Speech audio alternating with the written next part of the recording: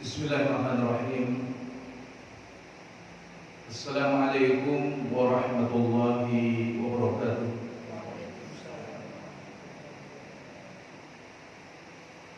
Innal hamdalillah nahmaduhu wa nasta'inuhu wa nastaghfiruh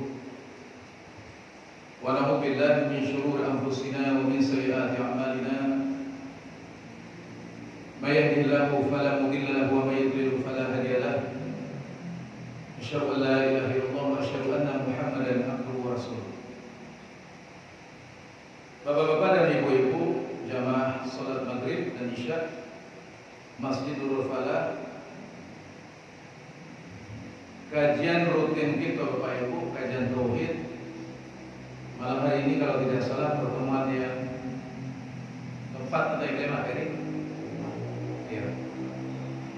Bersyukur kita kepada Allah Bapak Ibu, pada malam hari ini kita kembali hadir dalam majelis yang merupakan majelis ilmu yang dikatakan oleh hadis, di dalam hadis Nabi kita mengatakan, man salaka tariqan yaltamisu fihi ilma sahalallahu lahu bihi tariqan ilal jannah. Siapa saja yang duduk di dalam majelis ilmu atau mempelajari ilmu, maka Allah akan mempermudah bagi orang tersebut jalan bagi dia untuk masuk ke dalam surga Allah Subhanahu wa taala.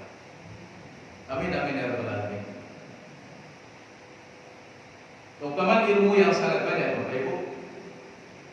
Kadang-kadang ini yang menjadi perjuangan berat bagi kita di masa kita sekarang ini, yaitu kita mengajak orang satu demi satu, sedikit demi sedikit masyarakat kita, yang mana menuntut ilmu adalah merupakan salah satu daripada ibadah sunnah yang paling tinggi kedudukannya setelah kita melakukan ibadah wajib. Lebih tinggi daripada pahala sholat malam sepanjang malam menuntut ilmu. Kita bersyukur Bapak Ibu, kita hadir di majelis dan Nabi mengatakan, man kharaja fi talabil ilmi, barang siapa yang keluar dari rumahnya menuntut ilmu, fahuwa fi sabilillah hatta yarji'a. Dia dihukumi sebagai orang yang berjihad ke jalan Allah sampai dia kembali ke rumahnya setelah menuntut ilmu nanti.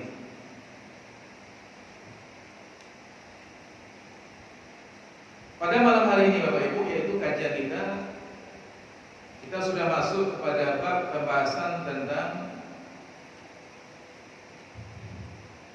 minggu yang lalu, pembahasan tentang tafsir atau makna kalimat la ilaha illallah.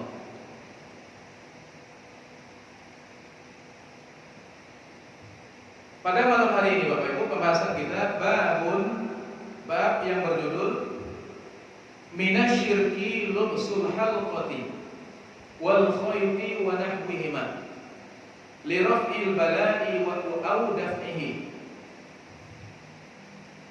Di antara bentuk kesyirikan adalah seseorang yang memakai cincin atau gelang atau yang serupa dengan itu, yang dimaksudkan untuk melawan bahaya atau menolaknya, menghilangkan bahaya atau menolaknya. Jadi bab ini Bapak Ibu, yaitu bab yang berbicara tentang, kalau bahasa kita itu diistilahkan dengan azimat. Memakai azimat, baik yang berupa cincin yang dikalungkan di leher. Biasanya anak ketek ketika layak orang baik ke dukun, kemudian dikasihlah ada yang dikalungkan di lehernya, di lengannya, di pinggangnya. Nah ini yang dipasangkan di orang Bapak Ibu, yang dipasangkan di orang. Ada lagi yang tidak dipasangkan di orang. Misalnya diletakkan di atas pintu, diletakkan di rumah makan misalnya, diletakkan di rumah makan atau diletakkan di kantor atau diletakkan di dalam mobil. Jadi benda-benda apa saja yang dipasang, tapi maksudnya itu adalah untuk menghilangkan bala, menolak bala atau untuk menghilangkan bala. Jadi azimat-azimat Bapak Ibu. Nabi mengatakan di sini dikatakan azimat-azimat itu adalah termasuk bagian daripada perbuatan syirik. Di dalam hadis kata Nabi kita mengatakan An Imran bin Husain, dari sahabat Nabi yang bernama Imran ibnu Husain radhiyallahu anhu. Jadi itu sebagai Ahlussunnah Bapak Ibu, ketika disebutkan nama sahabat Nabi kita mengatakan radhiyallahu anhu, semoga Allah meridhai mereka. Bahwa Nabi sallallahu alaihi wasallam ra'a rajulan fi yadihi halqatun min sufrin. Nabi pernah melihat ada seorang laki-laki yang memakai gelang di tangannya. Jadi Nabi pernah menyaksikan sendiri Bapak Ibu di masa hidup beliau. Ada seorang sahabat Nabi. Jadi sahabat Nabi itu kan bermacam-macam, sama pula dengan kita Bapak Ibu. Ada yang baru masuk Islam, ada yang Islamnya masih awam keislamannya. Jadi sahabat Nabi pun ada yang terjatuh pada kesyirikan. Ketika sahabat Nabi itu memakai azimat seperti itu, Nabi bertanya, faqala, kata Nabi bertanya, ma hadhihi, apa yang engkau pakai ini? Qala minal wahina. Kemudian laki-laki itu mengatakan, ini adalah al-wahina. Wahina itu adalah penolak bala atau penolak penyakit. Kemudian Nabi mengatakan kepada orang yang memakai azimat itu, faqala, Nabi berkata, inzi'ha, lepaskan, kata Nabi mengatakan. Jadi Nabi memerintahkan kepada orang yang memakai azimat, lepaskan. Berarti perintah dari Nabi untuk menanggalkan azimat. Fa innaha la taziduka illa wahnan. Sesungguhnya azimat yang kamu pakai tersebut tidaklah menjadikan kamu bertambah baik, kecuali hanya menjadikan kamu semakin lemah dan lemah. Jadi Nabi mengatakan, biasanya orang yang memakaikan azimat itu kan ada tujuannya, baik. Tujuannya itu biar selamat dari bahaya, selamat daripada penyakit, selamat daripada sihir. Tapi di sini Nabi justru mengatakan azimat itu tidak menambah apa-apa, tapi hanya menjadikan kita semakin lemah dan semakin lemah, kata Nabi mengatakan. Yang dimaksud dengan lemah di sini dua, kata para ulama mengatakan. Yang pertama adalah orang yang memakai azimat lemah imannya kepada Allah. Kalau orang pakai azimat, mungkin orang itu ketika dia keluar rumah dia akan baca doa. Dia akan baca doa, tidak mungkin. Kemudian mungkin orang itu akan membaca zikir. Karena orang itu mencukupikan dengan azimat yang dipakainya. Padahal Nabi kan banyak mengajarkan Bapak Ibu, mengajarkan doa-doa. Misalnya ketika anak sakit atau ketika seseorang sakit, Nabi mengajarkan doa. Misalnya diletakkan tangan kanan di tempat yang sakit. Kalau sakit kepala dibacakan Al-Fatihah 7 kali. Kalau sakit gigi dibacakan Al-Fatihah di tempat yang sakit. Kalau sakit paru dibacakan Al-Fatihah juga. Jadi Al-Fatihah dibacakan 5 atau 7 kali. Ini salah satu contoh. Contoh lain, Nabi juga mengajarkan ketika kita keluar rumah dengan membaca doa, Bismillahirrahmanirrahim. Dengan nama Allah, aku bertawakal kepada Allah Subhanahu wa taala. Allahumma inni a'udzubika an azilla. Aku berlindung kepada Engkau ya Allah daripada mencelakakan, au uzilla, atau dicelakakan. Jadi Nabi mengajarkan jangan sampai kita mencelakakan atau dicelakakan, au adilla, atau ditipu, au udilla, atau menipu. Jadi jangan sampai kita menipu, jangan sampai kita ditipu.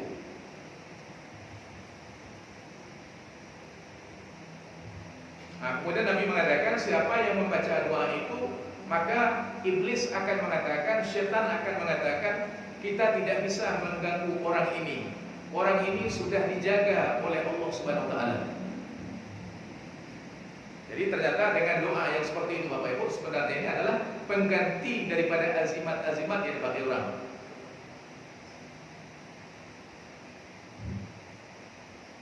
Nah, kemudian dalam hadis yang lain misalnya, ketika kita keluar rumah Bapak Ibu, kita keluar rumah, tapi tampe itu adalah tampe yang rasanya menakutkan, tampe nan angker kecil orang. Rumah yang sudah lama tidak pernah ditunggu. Apa cara kita masuk Bapak Ibu? Nabi mengatakan, man nazala manzilan, siapa yang lewat kepada suatu tempat yang menakutkan, hendaklah dia membaca a'udzu bikalimatillahi tammat min syarri ma khalaq.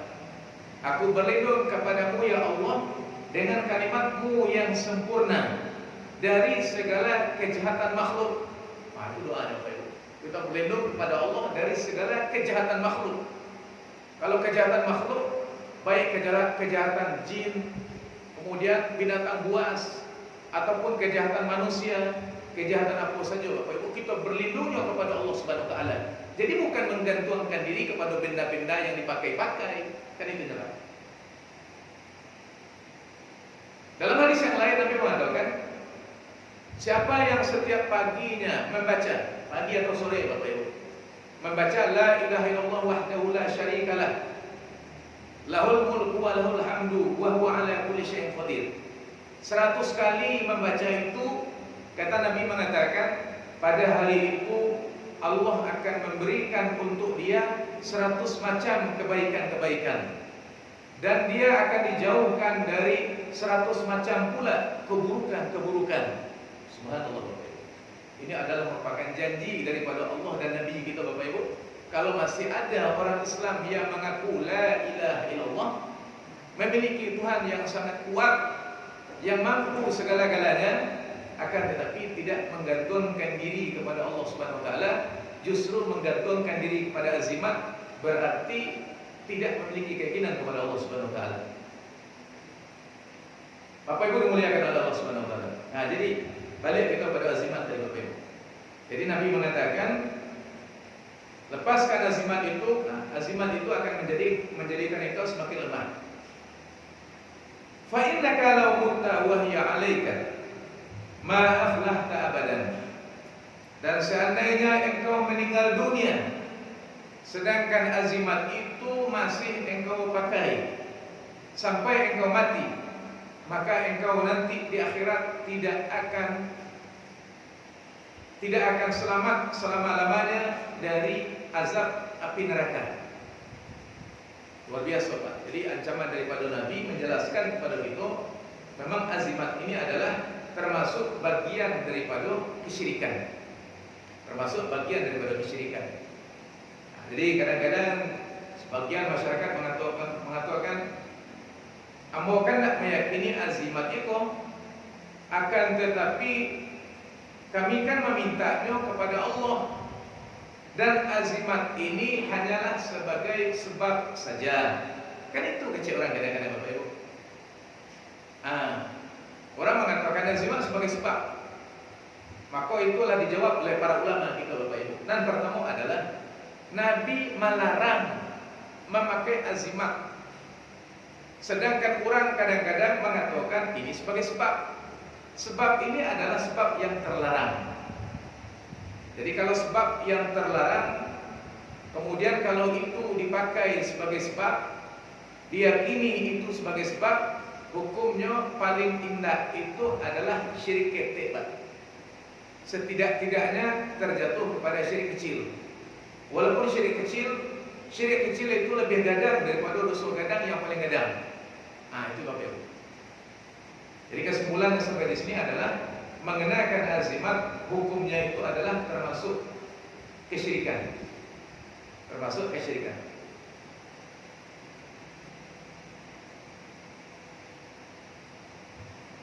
Dalam hadis yang lain Nabi mengatakan, "Man ta'allaqa tamimatan fala atamallahu lahu." Siapa yang menggantungkan azimat dengan maksud agar dia jauh daripada penyakit, fala atamallahu lahu, maka Allah tidak akan menyampaikan maksudnya dengan azimat tersebut. Jadi orang pakai azimat tapi tujuannya itu untuk biar tidak diganggu oleh makhluk halus misalnya Bapak Ibu. Jadi azimat itu tidak akan menyampaikan maksudnya. Artinya Allah tidak akan memberikan pertolongan untuk dia lewat azimat tersebut. Wa man ta'allaqa wada'atan fala wada'allahu lahu. Dan siapa yang menggantungkan azimat, maka Allah tidak akan memberikan pertolongan kepadanya. Jadi di sini Bapak Ibu, hadis yang bertubi-tubi yang menjelaskan kepada kita dari Nabi kita Muhammad SAW, yaitu larangan menyekutukan Allah dengan memakai azimat. Baik Bapak Ibu, sampai di situ Bapak Ibu, kalau ada pertanyaan, kamu persilakan Bapak. Kalau ada pertanyaan Bu, kita persilakan. Ya, kalau jenis-jenis azimat kan banyak Bapak. Kadang sebagian orang menjadikan foto sebagai azimat.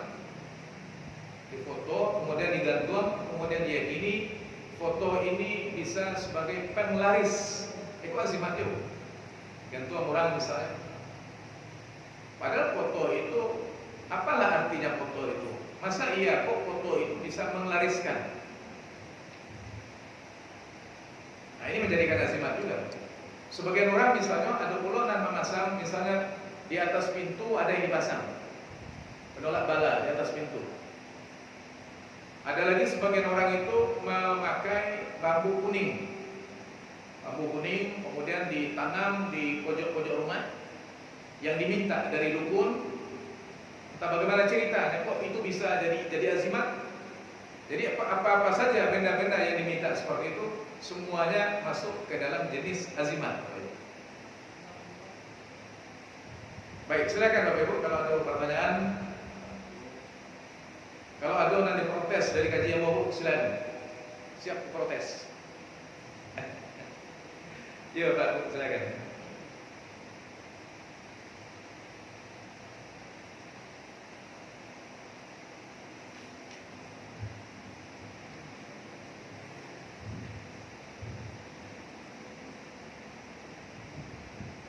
Kalau belum ada Bapak Ibu, mudah-mudahan dikarenakan penjelasannya yang cukup jelas, dan aku yakin Bapak Ibu sudah tahu masalah ini, aku masuk ke dalam bab baru.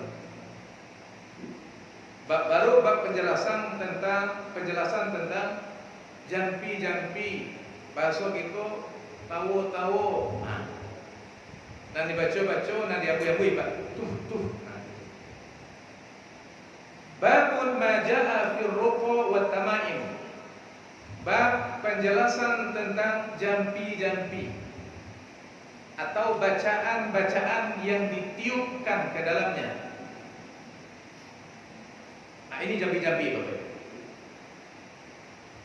Jadi kalau di masyarakat kita itu sesuatu yang dibaca-baca. Baik, jampi-jampi ada dua Bapak. Jampi-jampi ada dua. Yang pertama jampi-jampi yang diperbolehkan. Kalau jampi-jampi kan bahasa Indonesia. Kalau bahasa gitu bahasa awak tawa. Kalau bahasa Arabnya ruqyah. Nah, kalau ibu-ibu pernah mendengar orang maruqyah, orang aruqyah itu ada dua. Jadi ruqyah itu bacaan. Jadi ketika ada orang sakit, orang gila misalnya, dibacakan dengan ayat Al-Quran. Dengan menggunakan surat Al-Fatihah. Pertama dimulai Bismillahirrahmanirrahim, baca 7 kali. Bismillahirrahmanirrahim, kita niatkan dengan nama Allah saya meruqyah orang ini. Kemudian dibacalah Al-Fatihah 7 kali. Qul a'udzu binnas, qul a'udzu bil falaq, qul huwallahu ahad. masing-masing 3 kali, dibaca surah Al-Baqarah, dibaca ayat kursi dan ayat Al-Quran apa saja Bapak Ibu dibacakan. Jadi di situ tidak ada baca-bacolan seperti orang marungui-rungui pun. Kita bunyi nado.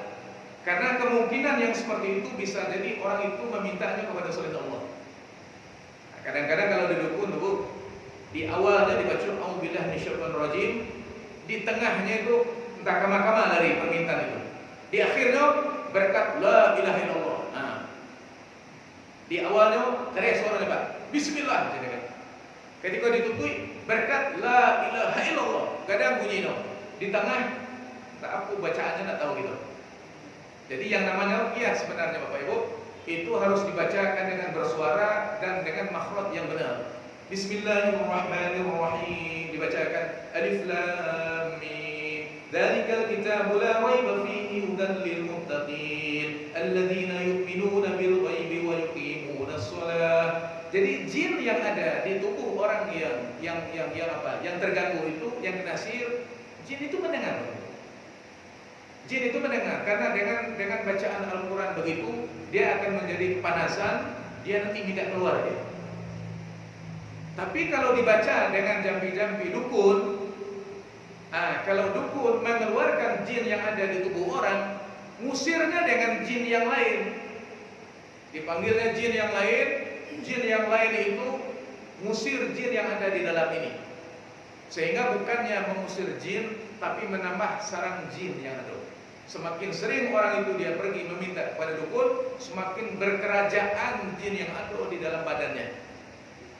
Jadi kalau oleh karena itu, orang yang belajar misalnya ilmu tenaga dalam, Bapak Ibu, itu jinnya banyak.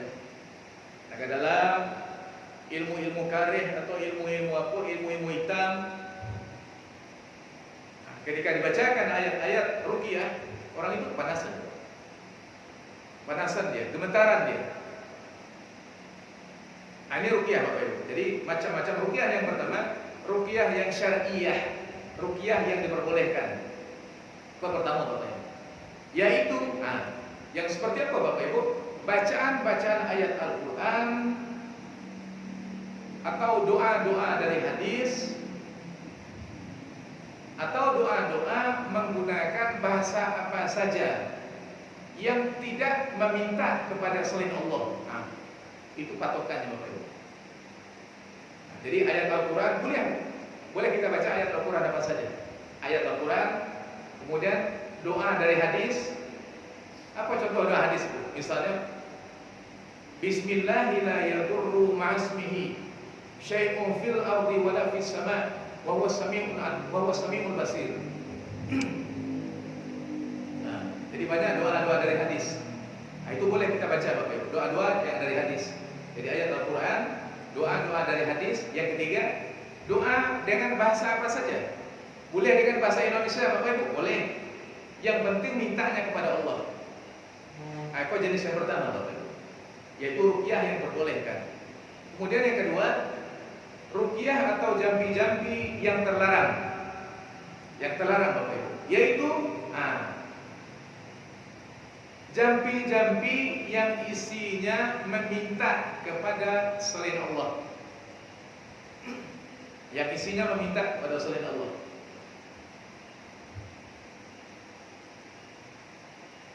Biasanya orang itu dengan cara menyeru Pak.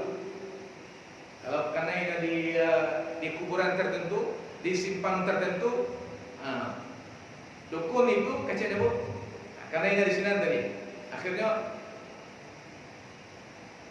ketika membaca itu dia menyeru kepada wahai Mambang Iko, wahai Panunggu Iko, wahai Niniak Iko. Lah menyeru Niniak. Niniak itu jin bahasa gitu.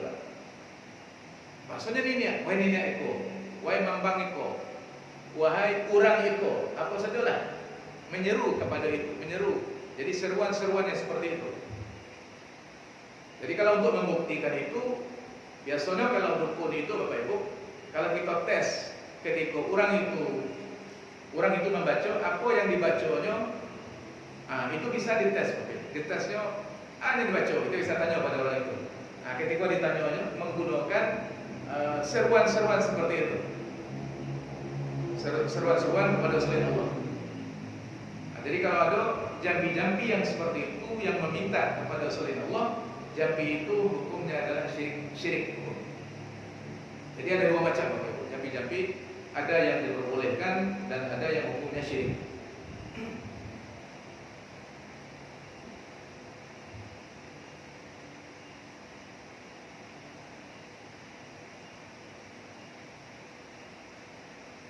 Baik, silakan Bapak Ibu kalau ada pertanyaan. Ya, silakan tadi. Siapa saja yang boleh meruqyah sapi? Siapa saja melakukan ruqyah? Siapa saja yang boleh melakukan ruqyah? Jawabannya semua orang boleh melakukan ruqyah. Jadi ruqyah itu kan bacaan, Bacaan. Pada hakikat sebenarnya itu adalah ruqyah itu doa. Jadi doa. Misalnya diri kita sakit, Bu. Diri kita sendiri sakit. Yang dianjurkan itu adalah setiap kita berdoa kepada Allah. Dengan membacakan doa-doa ruqyah, kita berdoa kepada Allah. Kita berdoa untuk diri kita ketika kita sakit. Sakit apa saja? Dengan membacakan tadi. Dengan membacakan ayat Al-Quran, dengan membacakan doa-doa. Kemudian kalau seandainya ada kawan kita yang sakit, kawan kita bacakan, Bapak Ibu. Kita bacakan. Jadi yang membacakan ruqyah ini tidak mesti orang yang khusus, tidak. Setiap orang itu bisa membaca. Nah, ini tergantung keyakinan kita kepada Allah. Jadi kadang-kadang orang mengatakan, ambo kalau membaca tayyum lai dikabulkan oleh Allah tidak. Nah, ini kan kadang-kadang orang kurang keyakinannya kepada Allah. Dek berubah itu kalau orang berubah tidak mungkin sekali makan ubah langsung sehat. Nah, pasti berubah itu beberapa kali memakan ubah baru sehat. Dan meruqyah Bapak Ibu yang pertama itu adalah misalnya kita meruqyah orang tua kita yang sakit misalnya Bapak Ibu, atau kawan kita yang sakit. Yang pertama tergantung kepada keyakinan kita aja, Bu. Tergantung kepada keyakinan kita yang meruqyah. Jadi kita harus menjauhkan diri kita daripada kesyirikan. Tidak mungkin kita meminta kesembuhan kepada Allah sedangkan tukang ruqyahnya dia sibuk dengan kesyirikan. Nah, sibuk dengan kesyirikan. Jadi kita harus mendekatkan diri kita kepada Allah. Berupa kita kita melakukan sholat, kita menjauhkan diri daripada segala bentuk maksiat-maksiat. Kemudian kita meminta berdoa kepada Allah dan kita tidak melakukan kesyirikan. Nah, ini pertama dari kita, Bapak Ibu. Yang kedua, orang yang kita ruqyah itu, yang pertama kita di rumahnya itu kita harus amankan azimat-azimat. Kadang-kadang orang itu sakit karena apa, Bu? Karena jin. Ketika kita meruqyah orang itu, padahal di rumahnya masih ada azimat. Jadi di rumahnya ada azimat, atau orang yang kita ruqyah itu memakai azimat. Nah itu, jadi harus diambil dulu azimatnya dihilangkan dulu.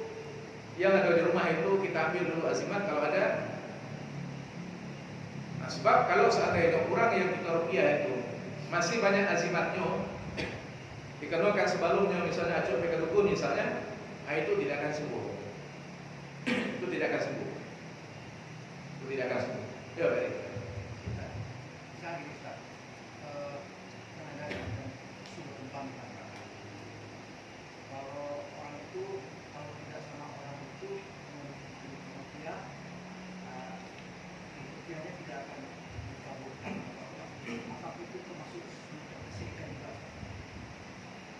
Kadang-kadang orang mengatakan kalau tidak diruqyah oleh orang itu, ya, maka ruqyahnya tidak akan sehat. Dia tidak sehat, dia tidak akan dikabulkan oleh Allah.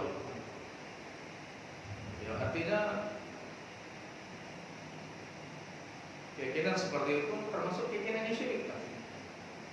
Karena kalimat syirik itu contohnya dengan mengatakan tadi, Pak, kalau bukan orang itu yang mengobati anakmu, anak sehatnya.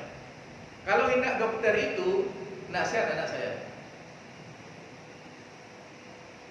Atau orang mengatakan, gara-gara ube iko, anak aku jaga.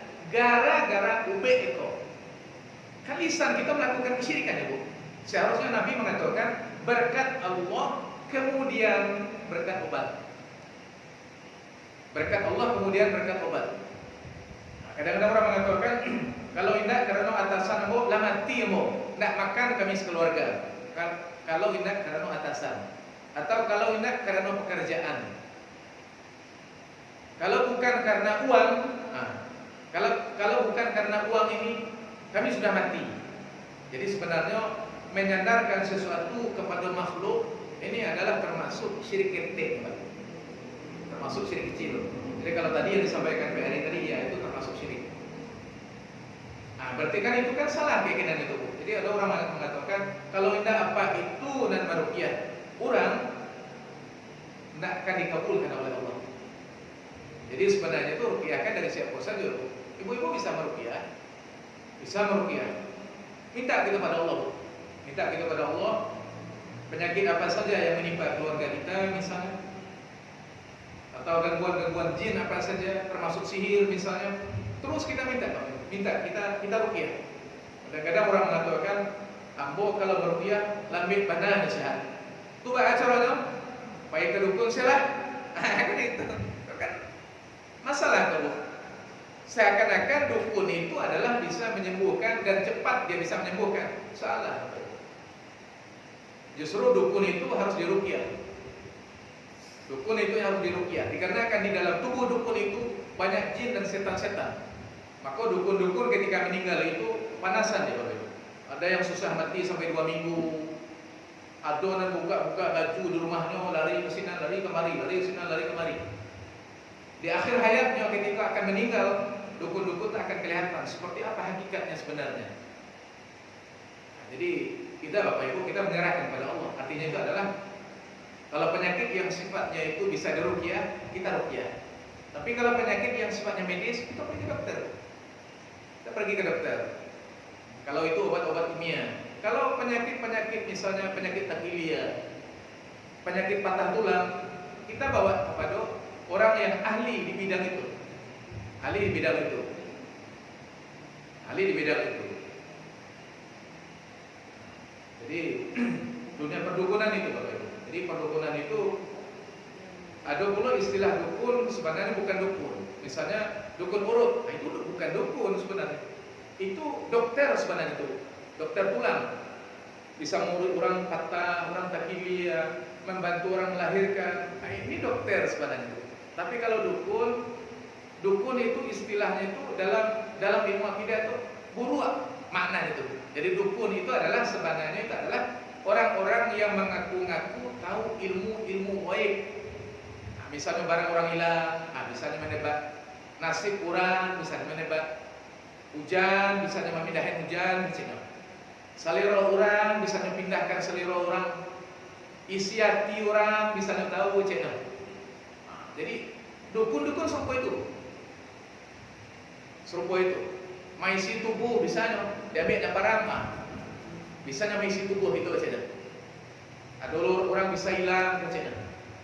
Bisa Allah yang ngurui orang yang di Jawa, yang di Siko, nan dipijinya apa bu, atau bisa, nan dipijinya boneka, dan makia orang Sinan, itu kerja dukun. Memisahkan suami istri, menyatukan orang yang tadinya tidak sehati, menjadikan orang seperti dihargai dan dihormati. Itu kerajo-kerajo jin saja Bapak. Kalau dukun seperti itu. Dukun seperti itu Bapak Ibu. Pertama misalnya kalau pas waktu ada mau pilkada, mau pemilu, itu laku. Kecilnya suara bisa dia pindahkan suara. Kotak suara bisa dipindahkan. Itu kan kerajo-kerajo jin. Kerja-kerja jin yang seperti itu. Nah, kalau dukun seperti itu Bapak Ibu. Dukun seperti itu. Ada pula syaratnya. Kadang-kadang dukun itu kan ada yang dipeliharanya. Ada sebagian orang dukun itu yang memelihara racun. Setahun sekali racun itu harus dikasihnya kepada orang lain. Kalau tidaknya dikasihnya kepada orang lain, maka keluarganya akan kena. Terpaksalah dia kasih untuk orang lain. Kenapa Bapak Ibu? Itu syarat daripada jin. Karena jin itu ingin agar dukun itu tunduk kepada dia. Agar tunduk kepada dia. Jadi dukun-dukun itu ada yang tidak sholat, ada yang di rumahnya itu ada toilet khusus. yang mana Al-Quran direndamnya ke dalam toilet, ada sebagian begitu. Ada lagi yang sebagian Bapak Ibu menulis Al-Quran dengan menggunakan dengan darah yang tidak dengan darah macam-macam, perbuatan macam-macam. Ada yang setiap bulan purnama ada yang bersemedi ke tengah laut. Nah, begitu perdukunan Bapak Ibu. Perdukunan seperti itu. Baik Bapak Ibu. Ada pertanyaan lain Bapak Ibu, persilakan.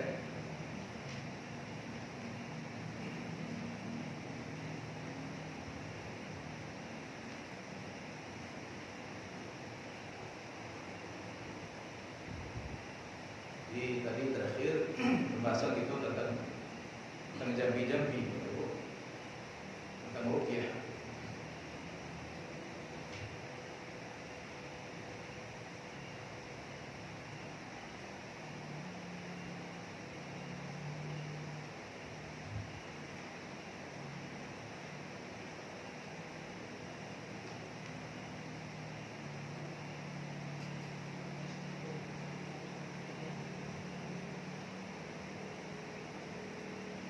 Kadang kalau yang azimat tadi, yang masih banyak ada di masyarakat itu, yaitu tadi karena anak kita ketika lahir anak kita, lagi lah azimat, sang di pinggang, di badan, azimat seperti itu. Jadi sebenarnya ini kan bertentangan dengan agama itu, bertentangan dengan tauhid. Jadi sebenarnya agama Islam yang sebenarnya itu adalah yaitu agama yang jauh daripada segala kesyirikan, menghilangkan segala bentuk kesyirikan, sampai-sampai di dalam ucapan kita, Bu. Dalam ucapan kita tidak boleh kita mengatakan kalau bukan karena Bapak sudah mati saya. Jadi kadang-kadang orang mengatakan iya betul maksudnya. Kadang-kadang misalnya anak kita sudah tua, ada orang menolong anak itu, maksudnya betul. Kalau bukan karena Bapak itu yang menolong, sudah mati anak saya. Harusnya kan tidak seperti itu. Alhamdulillah, berkat Allah, kemudian bantuan Bapak. Ada kemudiannya. Jadi tidak serta-merta dengan mengatakan berkat orang itu, kalau bukan karena dia, sudah mati anak saya. Kadang-kadang orang kan tidak sadar ya. Jadi saking tingginya Islam itu sampai-sampai lisan kita ketika berucap kepada Allah dibimbing ternyata lisan kita. Nah, karena ada di dalam hadis, sebagian para sahabat mengatakan kepada Nabi, ya Rasulullah, masya Allah wa syi'ta, apa-apa yang engkau kehendaki dan yang apa-apa yang Allah dan apa-apa yang engkau kehendaki. Jadi dengan bahasa kita itu berkat kehendak Allah dan berkat kehendak engkau ya Rasulullah. Jadi ada kalimat engkau di situ. Ada kalimat dan, artinya berkat Allah dan berkat engkau. Berarti di sini menyamakan. Jadi berkat Allah dan berkat engkau ya Muhammad. Jadi sahabat Nabi pernah mengatakan seperti itu. Jadi menyandingkan antara berkat Allah dan berkat Nabi Muhammad. Kemudian Nabi mengatakan jangan katakan seperti itu, tapi hendaklah engkau mengatakan masya Allah wahdahu, berkat Allah saja. Atau masya Allah thumma masya Allah thumma syi'ta, apa-apa yang Allah kehendaki kemudian apa-apa yang engkau kehendaki. Jadi ada kemudian itu. Jadi berkat Allah kemudian berkat manusia. Jadi kadang-kadang orang mengatakan ya berkat itulah berkat UB itu. Kalau tidak karena UB itulah mati wah. Kalau tidak karena atasan sudah mati kita. Kalau bukan karena dokter itu sudah mati kita. Nah, jadi kalimat-kalimatnya seperti ini. Ini semua Bapak Ibu menunjukkan kepada kita luar biasa, yaitu ajaran agama kita, ajaran yang putih dan bersih, yang mengajarkan kepada kita yaitu meninggikan Allah dan tidak menyekutukan Allah di dalam kehidupan kita sehari-hari. Dengan yang seperti inilah Bapak Ibu, ini yang akan meninggikan kedudukan seseorang di dalam surga Allah Subhanahu wa taala. Kemana Allah mengatakan innallaha la yaghfiru ayyushraka bihi. Allah tidak mengampuni dosa kesyirikan dan Allah mengampuni dosa-dosa selain daripada kesyirikan. Nah, jadi usaha kita yang seperti ini Bapak Ibu, yaitu usaha kita meluruskan kalimat la ilaha illallah. Ya, karena kita mengatakan di dalam salat kita iyyaka na'budu wa iyyaka nasta'in. Engkau sajalah yang kami sembah ya Allah, dan hanya kepada Engkau sajalah dapat kami meminta tolong. Jadi sadonya kembali kepada Allah Bapak Ibu. Tidak ada kepada azimah, kepada benda-benda keramat, kepada jampi-jampi, kepada duko, kepada tanda baik, tanda buruk. Nah, angkau tiga balik siap burung hantu berbunyi tanda kamati. Nah, tanda-tanda seperti itu tuh. Ramo-ramo, itu tanda tamu katiku. Duduk di pintu, dapat payah dapat jodoh. Manggari tadi makanan, mandangan elok. Manggari sebelah kiri, mandangan buruk. Tak gigi lidah, makan daging. Manggari tangan kanan, kepeng ka masuk. Manggari kiri, kepeng ka keluar. Kan itu. Mandi tengah hari, sakit. Malinteh ulah, calako. Banyak keluar di bulan pahit, bulan haji, calako. Angkau tiga balik, sial. Bapak tua 3 orang, kamati salah seorangnya. Oh iya tentu kamati pak. Sampai orang kok tua kamati do. Indak bapak tua awak kamati do. Bapak tua 1000 orang kamati do. Kan itu.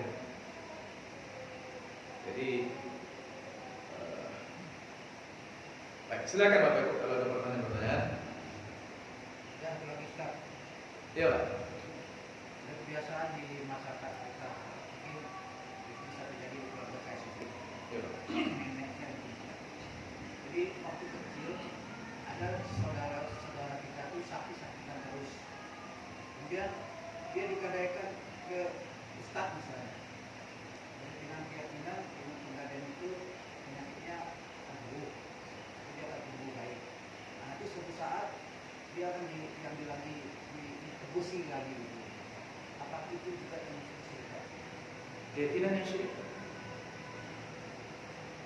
Anak sakit, kemudian ngaku orang tua, ya adalah ngaku apa, ngaku amat, ya adalah. Nah, tak ya mungkin kalau ibu-ibu dan mungkin lebih tahu daripada itu. Seperti apa yang terjadi? Kalau mau digereji, Pak, mengaku orang tua.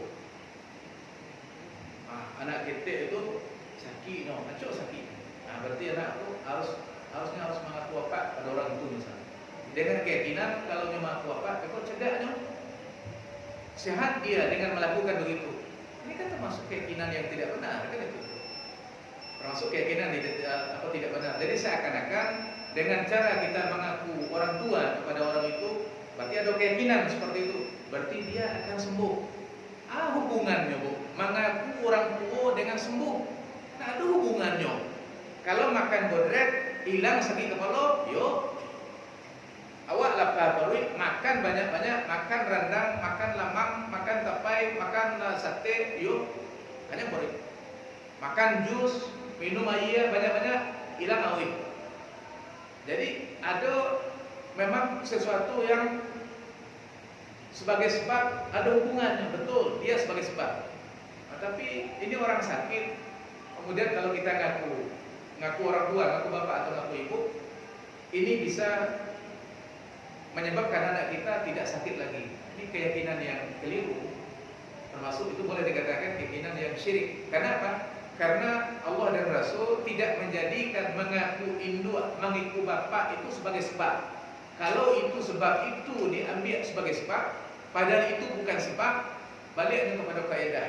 Sebab yang bukan sebab, jika dijadikan itu sebab, syirik itu. Nah, kalau sebab yang boleh gitu, apa Pak? Jadi boleh kita ambil sebab, kalau sebab yang memang boleh. Nah, misalnya orang pakai payung, hari panen, hari hujan pakai payung. Nah, kita tidak kepanasan, kita tidak kehujanan, betul. Orang sakit paroi, kemudian dimakan pucuk jambu, keluar. Kau enggak? Suami istri Suami istri sudah pisah, orang pergi ke dukun, dia hanya meminum air cemberan. Aku pernah di kampung dulu. Orang lagi rumah lah, mereka rumah. Kau tanya, dari mana? Oh dari Pak itu. Ada kiano air cemberan di sini. Diminumnya seperti itu. Sebelum diminum itu ada nanti apa? Ada nanti campak ke belakang, cik belakang, ada Allah belakang. Ada Allah sini, ada Allah sini. Nah, situ minum. Kalau hendak air itu ambil kau jam malam sebelum air dilintih apa? Dilintih pulang mandi di tengah malam. Apa hubungan yang seperti itu tuh Pak? Duit orang tuh jadi bodoh, jadi gila orang. Perangai dukun seperti itu Pak. Nah, jadi melakukan yang seperti itu. Gila. Agama kan seperti itu. Masa Rasulullah yang mulia seperti itu? Para sahabat Nabi yang karim yang mulia seperti itu. Luar biasa.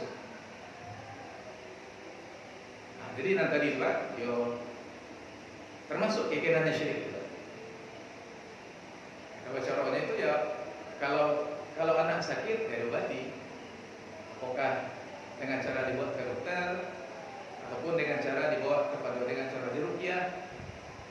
Yang penting banyak berdoa dan minta kepada Allah. Kan itu. Dan buktinya banyak orang di dunia dan banyak pula orang di masyarakat anaknya ketika sakit. Apakah ada orang mengakui doa baru cagaknya? Kan itu. Jadi seakan-akan seperti itu, Jadi ikokan latah, artinya bahaya. Rasul-rasulnya itu sebuah ubeknya atau sebuah solusinya. Kemudian orang lakukan yang seperti itu. Silakan Bapak Ibu kalau orang lain silakan.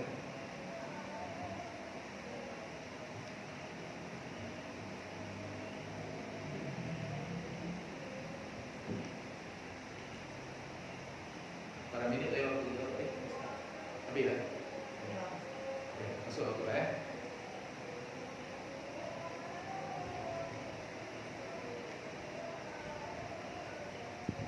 Jadi kajian mau sampai itu nak jadi sasih terus. Kalau yang sasih kajian mau pokok siap bertobat kepada Allah. Nah, jadi artinya itu kadang-kadang Pak ya, kadang-kadang kajiannya iya mana, tadi buat pacik mana ada jiwa. Asal ada kuliah. Kadang-kadang seperti itu. Jadi di sebagian takbir kan seperti itu Pak. Ketika tidak sesuai dengan apa yang terjadi di masyarakat, kadang-kadang orang ini baru tidak kuliah. Pengetahuan kita selama kan kuliah. Kok kini baru kita mendengar baru kuliah? Kan tak kuliah. Kadang-kadang seperti itu.